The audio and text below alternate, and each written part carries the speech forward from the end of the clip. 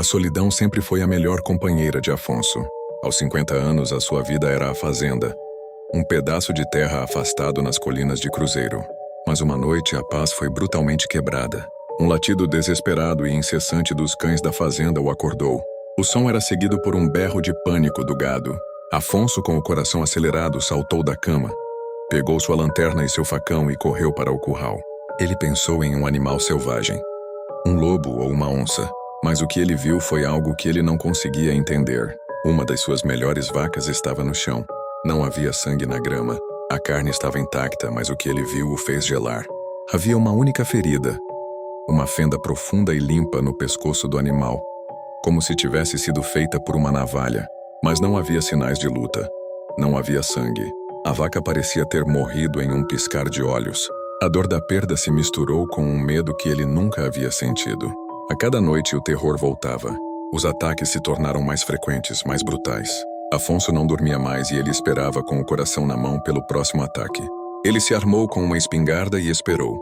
Mas o que ele ouviu na calada da noite não foi o som de um animal, mas sim o som de uma flauta. Uma melodia suave e assustadora que parecia vir da floresta. O som era hipnótico e Afonso sentiu um calafrio na espinha. Ele se concentrou no som e percebeu que a música não era aleatória, mas sim que ela atraía o gado para a floresta.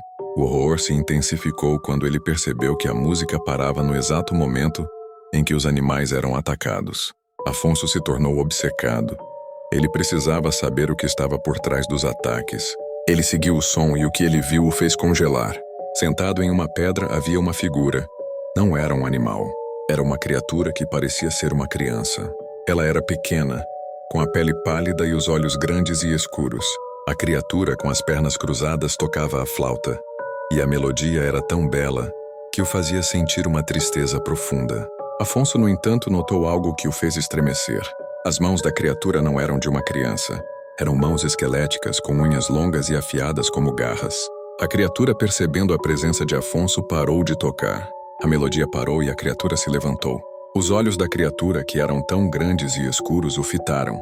O olhar era vazio, sem emoção. O som da flauta havia acabado, e o que a criatura fez, o fez entender tudo. A criatura se virou e se dirigiu para ele, com as garras afiadas prontas para o ataque. Afonso, que havia lutado contra animais selvagens a vida toda, nunca havia se sentido tão vulnerável. Ele havia descoberto a criatura que estava por trás dos ataques. E agora, ele era o próximo alvo. A flauta não era apenas um instrumento, era um chamado para o terror. A criatura, com seus olhos vazios e garras afiadas, deu o primeiro passo em direção a Afonso. O terror congelou o corpo do fazendeiro.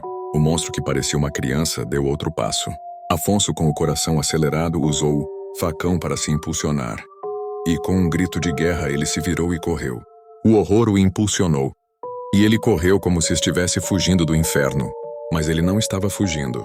Ele estava indo buscar sua espingarda. Ele era um homem prático. E sabia que o medo não era a solução. Ele precisava de uma arma. Ele chegou em casa, pegou a espingarda e correu para o curral. A criatura não o seguia, mas o som da flauta ecoava na mata. E a melodia parecia atrair os animais. Afonso sabia que ele estava em uma corrida contra o tempo. A criatura estava caçando e ele era a presa. Ele se escondeu atrás de uma árvore.